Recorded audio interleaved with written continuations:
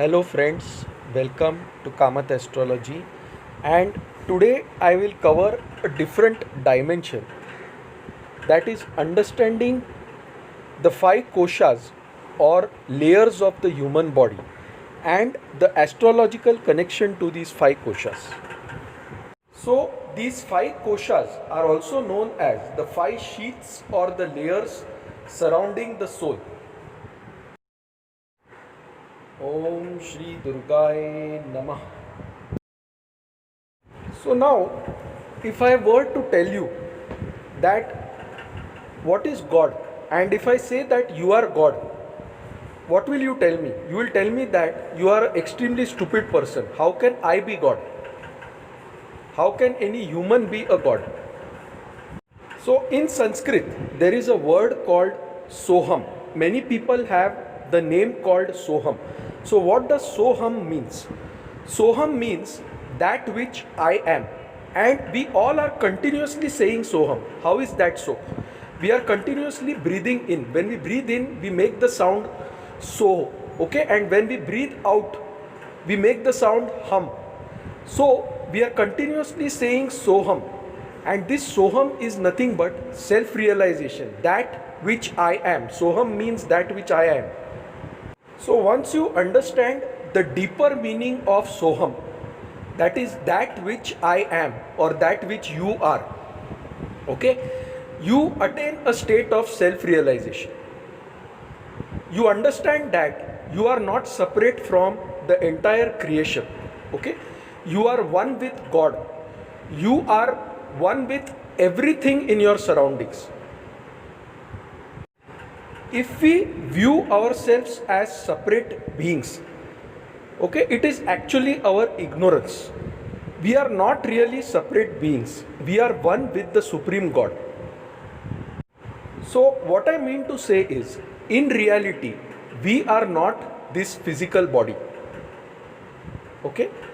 We get a body at birth. The body changes through our lifetime. So your body is different when you are in the youth stage. Your body is different when you are an infant. And your body becomes different when you become old. So the cells in your body are continuously getting replaced. So every 7 years, scientifically the cells in your body changes and you become an entirely different personality. So now you may ask me that if the body goes on changing and goes on evolving, then how is it that we are one? Okay, how is it that we are all connected together? What is that one entity that binds all of us together? So let me explain this. Actually, we are not the physical body. We are all souls, okay? And the soul is in reality nothing but God Himself. The soul takes birth in a human body or in a different creature's body.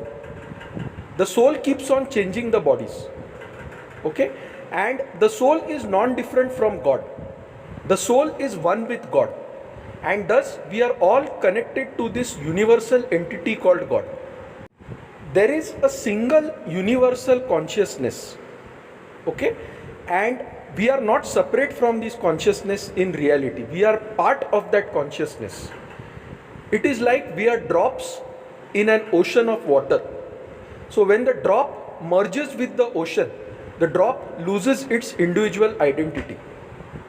Similarly, when our ignorance is destroyed and we become one with that universal consciousness, then we lose our individual identity. We realize that we are no longer separate beings, but we are connected to that one Supreme God. And we are non-different from that Supreme God. So just as a drop of water loses its individual identity when it falls into the ocean, that is, the drop itself becomes the ocean. Similarly, when we leave this material body and our consciousness merges with the Supreme Consciousness, we become one with God.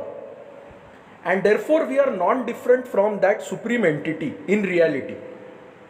So in the Bhagavad Gita, Lord Krishna says that we are all Atmans. that is, we are the Atma or the soul, and the soul can neither be created nor destroyed. Okay, it can neither be hurt by a weapon, nor can it be drowned, nor can it be burnt, nor can it be blown away. So it is non-different from the Supreme Being. But due to a veil of ignorance, we take birth repeatedly. So your next question will be, why does the soul take birth? Okay, what is the reason for the soul taking birth in this universe? So although the universal consciousness is one, okay, it is composed of souls, right? And certain souls developed a desire to gain an individuality, and thus they experienced themselves as separate from the universal consciousness. And thus, to experience that individuality, these souls had to take some kind of form, okay, either as a human being, as an animal, or some other form. See, whenever anything is created from a source, say a child is born out of a mother, okay, the child's first source of happiness is that mother, okay, but slowly the child starts forgetting the identity with its mother, okay, it starts thinking of itself as a separate entity. Similarly, the souls or the jivatmas, they thought that they are separate from the supreme soul, that is, they are separate from the supreme consciousness, and this was the reason why they had to take a body, okay, or they had to attain a form. So these souls or these jivatmas slowly gained a sense of individual identity, and they themselves identified separately from the universal consciousness. Now, to experience that individuality, the soul takes birth in different forms, okay, and in each lifetime it undergoes different experiences. But the final goal of the soul has to be to return back to the supreme consciousness. And when you realize that you are one with this supreme, it is then that you attain liberation or moksha. So think of this as the ocean becoming separate rivers. Okay, and what is the final goal of these rivers? It is ultimately to merge back into the ocean. And when a river merges back into the ocean, it loses its identity as a river. So the soul is similar to a river, okay, and the Supreme God is similar to the ocean. So once this soul merges back into that ocean, that is the Supreme God, it becomes one with the Supreme. So now let us understand where exactly the soul is located, okay. So the soul is located in the heart area in the human body. Now what if I tell you that you don't have one body, but you have actually three bodies? You will say that I am absolutely stupid. So now let me go and explain what exactly I mean by this. Okay. So the soul is actually made up of or surrounded by a layer of three bodies. Okay. The innermost layer is known as the causal body. The layer outside the causal body is known as the astral body, and the outermost layer is known as the physical body, which we all can see. So the physical body is what we identify ourselves with, okay. We are blissfully unaware of the astral body and the causal body, and in this video I will try to throw light on these other two bodies as well. Now, what is God actually? God is nothing but Sat, Chit, Anand. Okay. So what does this mean? God is nothing but full of bliss. One who is full of bliss, one who is full of auspiciousness and happiness. Okay. Since the soul is a form of God, the soul is also full of bliss and happiness initially. Okay. So the innermost body of the soul is known as the bliss body, and this bliss body is covered by a jacket called as the Anandmay Kosh. Anandmay Kosh means something which is filled with happiness, which is filled with bliss. And this is not the bliss of achieving targets or achieving our desires. This is the bliss of having no desires at all. So the Anandmay Kosh is the layer where the soul identifies itself with the universal consciousness, but there is a small tinge of individuality which has developed in that consciousness. So the Anandmay Kosh is also known as the bliss body or the causal body. Okay. So this is very close to the original state of the soul or the blissful state of the soul. The second kosha is called as the Vijnanmay Kosha or Gyanmay Kosh. Okay.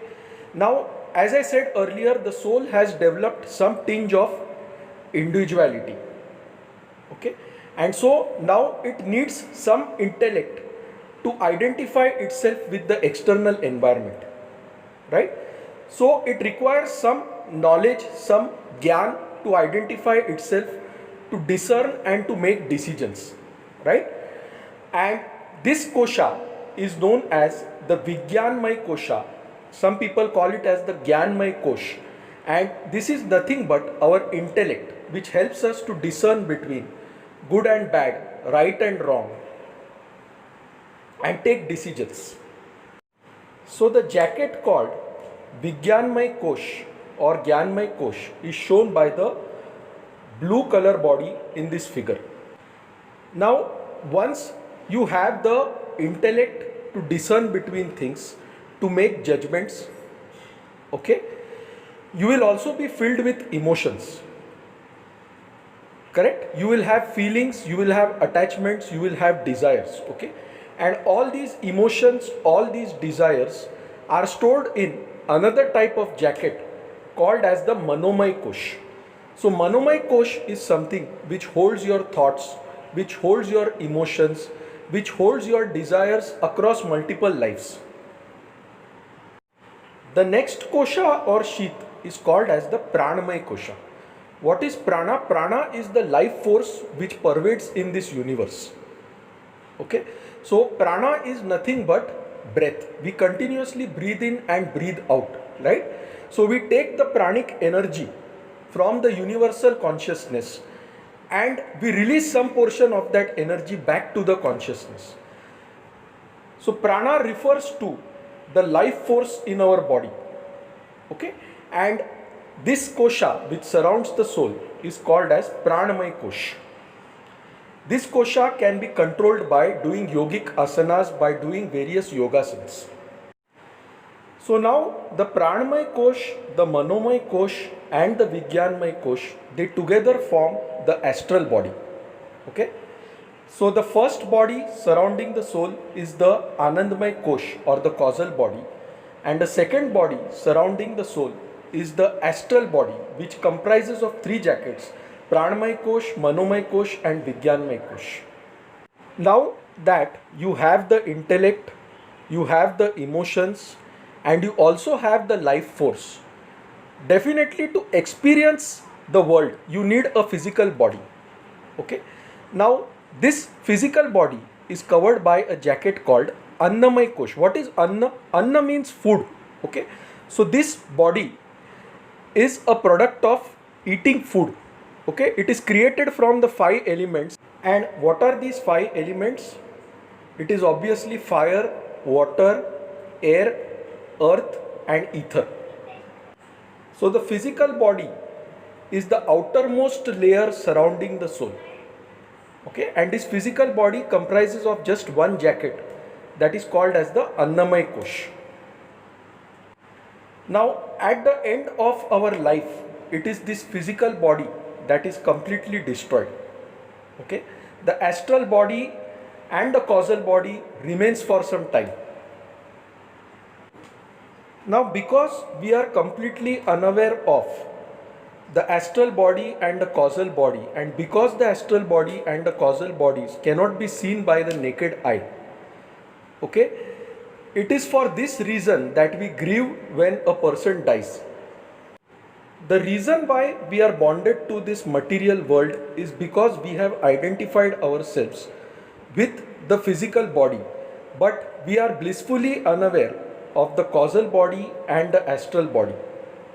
Okay, the goal of the soul is to reach a state of ananda or happiness, and to reach that state, it takes birth multiple times till it attains this realization and then merges with the Supreme. Now, on dying, all our thoughts, all our emotions, okay, they are stored in the Manomay Kosh, and even the intellect, which helps us to discern, which helps us to make judgments, that is stored in the Vijnanmay Kosh. Okay, and it is the accumulation of these emotions, accumulation of these karmas, that forces us to take birth again and again till we realize that we are one with the Supreme Consciousness. And that is when you attain a state of anand, a state of blissfulness, and merge with the ocean, that is the universal Supreme Consciousness. So, moral of the story is, in this life, learn to love everything you have. Never hate anyone. Never maintain a permanent hatred for anyone. Okay? Because life is very short and you never know when the end comes. So always be in a state of joy, always be in a state of happiness. Okay, try to help others as much as possible. Try to do good karmas, because that takes you closer to the state of bliss, to the state of happiness. Now look at this diagram. You can see the Atman at the center. Okay, and then you can see that the Atman is surrounded by the Anandamay Kosha. So Anandamay Kosha is filled with bliss or happiness. It is called as the sheath of bliss. Okay, and it is full of sattva. It is full of satogud. The Anandamay Kosh is surrounded by the Vijnanmay Kosh. That is our intellect. Okay, and intellect helps us to discern between right and wrong, good and bad. Okay, so it is filled with sattva plus rajas. If you see the Manomay Kosh, the mind is filled with emotions. Correct? It is filled with good thoughts, bad thoughts, and therefore it is a combination of sattva and tamogun. And the Pranamay Kosh is nothing but breath which maintains our life. It is the life force. Okay? It is the force which helps us to attain our desires, and therefore it is filled with rajas gun. The Annamay Kosh is the physical body. The physical body gradually decays, right? We are infants, we grow into youths, and finally we grow old and we die. So the physical body represents decay, and therefore it is nothing but filled with tamas or tamogun. Now let us look at the astrological connection. Okay, in astrology, the first house, that is the sign rising on the eastern horizon at the time of your birth, is called as your lagna or the first house. Okay, and this first house represents the tanobhav, that is your body. Okay, so the D1 chart in astrology, it represents the Annamay Kosha. Okay, and D2, D3, D4, D7, D9, D12, etc. These govern various aspects such as your happiness, your spouse, your children, etc. So it is all falling into the Annamay Kosh.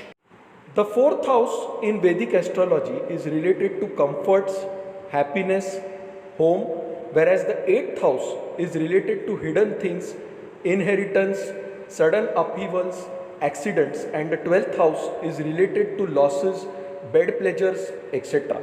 Okay, so this is what constitutes the life force within us. This is the reason why we live for. Okay, and this is what determines the Pranamay Kosh. Now, what is the Manomay Kosh? The Manomay Kosh is greatly influenced by the third house and the sixth house in astrology. Why is this so? Third house is the house of efforts.